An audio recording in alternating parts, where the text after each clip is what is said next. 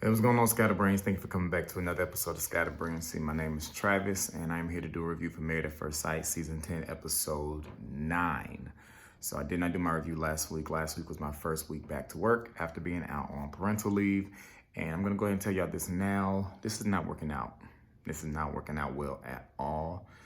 As far as trying to watch this show and find time to review it, it is just not working. 2 hours of this show is too long for me and my life and the way that it's set up. So this review is going to be very abridged. I didn't even watch the full 2 hours. I literally was like hitting the 15-second skip button several times through things that just didn't seem like they was important. So I'm going to leave a lot of stuff out and try to hit on the stuff that looked like it was the most important.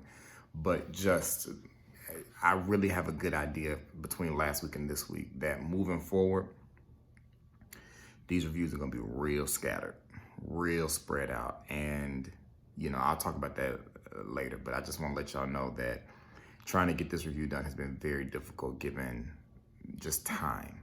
Because, when I get off work, it's time to cook dinner and have family time. And ain't nobody thinking about Married at First Sight. Like, I can't even watch the show when it's live because, we got a newborn to feed and I got to get sleep for work. So let's try to go through episode 9. I only watched like half of episode 8, and I don't even remember what happened last week. So a lot of this stuff may be like remnants of what happened. I don't know. So that's that. So I guess at this point, 4 out of 5 couples live together. The majority of this episode, I think kind of focused on Braylor, Carrick, and Eminem. So as far as Justin and Mitch, I don't really have anything for them, especially for Justin. I literally fast forward through all their stuff. They seem to be doing okay, which is great. The biggest thing that I think that might have come up about them was that Justin, is his name Justin? Justin? No, his name's Austin. Austin has not, love is an issue with Austin or something like that. Like, kind of like how it is with Derek. Like, there's something up with love and Austin and how long it takes him to fall in love or be in love, and it's like a year or something like that. And is the camera right here? Yeah, I'm looking in the right place. So she's concerned about that, as is Katie with Derek. So that's that for Justin. And Mitch, I really didn't have the patience for Zach today, so I don't know anything that happened with them. Like, I saw what was going on, and I'm still unclear about what happened. And every time he was talking, it was still just like in one ear and out the next. So I don't really know what's going on with Teeth and him, I don't know. So I'm just gonna move on. As far as Carrick is concerned, I don't have a lot for them, but the big thing that they've been discussing this episode was that Derek said that, I think it was 2 weeks ago, when he was saying he thought it would take like 6 months to a year to fall in love with her, or to, be in love. And, that she doesn't like that because for her age, she's felt like she's falling in love twice. So I think where she's messing up is that she's trying to apply her life experiences to him and thinking that just because you've fallen in love 2 times at such a young age, that's the norm for everybody. And it's not. Everybody falls in love at their own time. Now, do I think if I was consistently dating somebody for 6 months to a year, would it take me that long to fall in love with them? Probably not. But to expect him to have the same love experiences as you seems a little asinine. But they seem to get on the same page. They talk in a more adult manner later, because when they talk about it early in the episode, he was real heated. Like, he was doing a lot of cussing. And the majority of this episode, I wasn't actually looking at it. I had it playing in my earpiece. So I just heard a whole lot of beeps. And I'm like, why is he cursing so much? Like, that's not something that I think he normally does. But later in the episode, they're able to have a more adult conversation. But the one thing that he did say, he didn't think that it was fair that she saw him not being in love as a red flag, which I can agree with. All right, let's move on to Eminem. At the beginning of the episode, she's taking out her weave, and, he goes in to help her because he says he's a sucker for natural hair. Good for him that he's willing to help her take out her tracks. At one point, Mika said something about hair is one thing that she doesn't play about. And I was like, you're going to stop lying to us, because you were sitting in one of them confessionals with a terrible wig on. So don't tell me hair is not something you play about when you had some hair that was terrible, okay? But the one thing I think I'm gonna have to start giving, I'm gonna give Michael a new name. Like, he's about to get a nickname like everybody, like some other people. But what the issue was with them is just it goes back to trust. Mika does not trust Michael. And it's because, now it's the thing about what he said to her during the honeymoon, which we don't have footage of. But then it's this whole thing about him not taking the job that he said that he that he said he got. I think I'm coming down with a cold, so excuse me.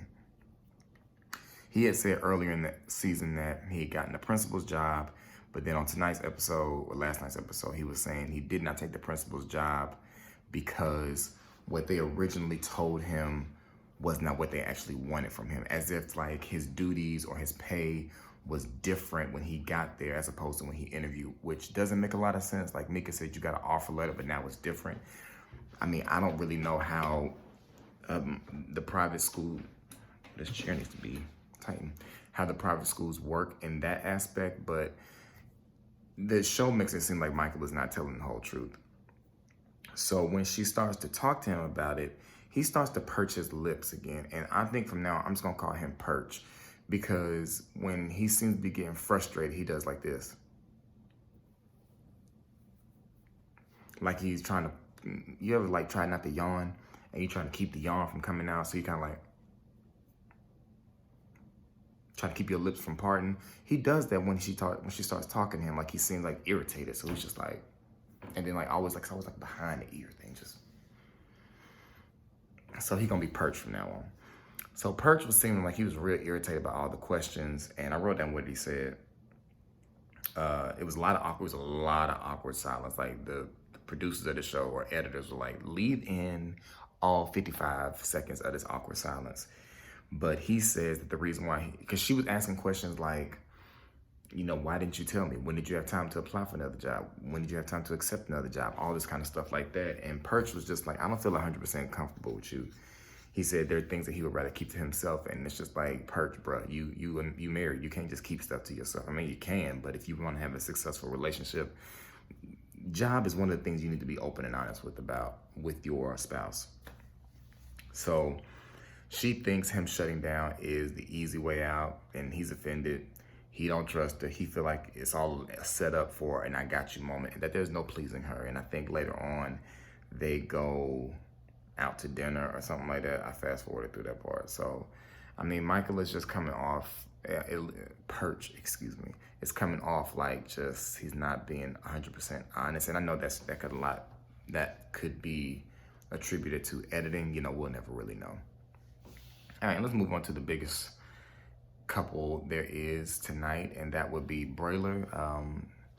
Taylor and her wig and her cracked phone just wants to be, the couples all got exercises where they had to like read like questions on a card to communicate with each other. So Taylor and her wig and her cracked phone and Bruden were asking the questions to each other, and Taylor and her wig and her cracked phone just didn't seem like she was interested in having this conversation with Bruden. So one of the questions was, how do you want to be loved? And Bruden really couldn't give an answer, but Taylor and her wig and her cracked phone says that she showing interest is, one way to show her that she's loved, and she doesn't feel like Bruden has been doing that for her. For those who don't watch my videos, Brandon's name now is Bruden, like rude, be rude in. And Taylor's name is Taylor and her wig. And I think her cracked phone will forever be a part of it, because I was tired of seeing all three of them tonight. So Bruden talks about his ex. He talks about his ex. Taylor and her wig and her cracked phone talks about that she doesn't think that he wants to spend time with her. Apparently last week, Bruden moved into the joint apartment that they had, but he moved into the spare bedroom, which I don't really understand. Like, that just makes y'all roommates. That's not what married people do. So why Bruden didn't go into the same room as Taylor and her wig and her cracked phone, I don't understand. But all in all, they're just very disconnected. It shows up on the screen, and it's just like, why are y'all even putting us through this at this point? But Taylor and her wig and her cracked phone say that he doesn't really have anything original to say. Bruden, it looks like, struggles with expressing himself, and I think it may either be because of the cameras or for something else that we don't know. So while they're talking, it's real awkward. So they're like, well, hey, I guess I'll see you at dinner. But Taylor and her wig and her cracked phone decide that she wants to do something nice for Bruden, so she cooks dinner. But dinner is a disaster too, because Taylor and her wig and her cracked phone are on her phone again, on her cracked phone. You know what I mean? Like, she has to take a picture of what she cooked. I want somebody to link me to her her Instagram if it's public. Link me to her Instagram so I can see how many of these followers that Taylor and her wig and her crack phone have. I want to see how many there is. But so dinner's real awkward. Brooding gets up and leaves, and oh, at one point she says to him, "Dig in, bro," and he says, "I will, sis." And it's just like, it's all real weird. So while Taylor and her wig and her cracked phone are on her cracked phone, Bruden is telling us, he's questioning her intentions of, why she's on this show, and the stuff just is not sitting right with her. So that leads us all into this whole Instagram story that Taylor and her wig and her cracked phone did. And so in this Instagram story, she's talking about how she's single, how she can't find a man, and she has all of these requirements in the video about the kind of man that she wants. Like, she wants a man that's over 6'3", a man that's sane, a man that is good in bed, any race. She said any race as long as the eggplant is right. And there was like some other stuff.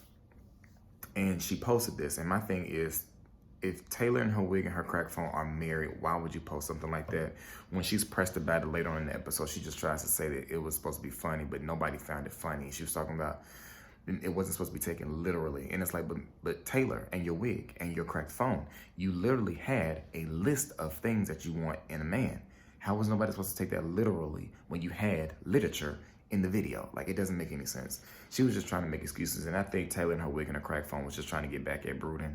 But, it worked. I think maybe he was feeling triggered by some of the things that she said. Bruden doesn't look like somebody who's 6'3", so maybe he was feeling some kind of way about the height thing. They haven't slept together, so I don't think the whole gotta be good in bed part really affected him. And I don't remember what the other things were, but it just seemed real attention-seeking, which, Taylor and her wig and her cracked phone seemed like that's her character. But it just doesn't make any sense to me, because it's like Taylor's wig and her cracked phone both need work. And I just don't get it. Like, from scene to scene, Taylor and her wig were giving me Tasty season 1 of Orange is the New Black when they cut Piper's hair and sewed it into her, because she had that one little squiggle of blonde in there, and then it's just like dark blonde, and it's just, there's no transition between like your roots. I mean, it ain't your roots, the horse's roots or whoever's roots they came from. There's no transition in the color, and I just don't understand it. Let me move on. So because of Taylor and her wig and her cracked phone's post, Bruden decides to move out, and he leaves, I think, a gift he might have given her in Panama, maybe. I don't remember, but he leaves something else on the table. So she says to us, well, if the boy doesn't want to communicate with me, and it's like, oh, come on, wig. Come on, crack phone. Come on, Taylor. You ain't got to call a boy a boy. You ain't got to do that.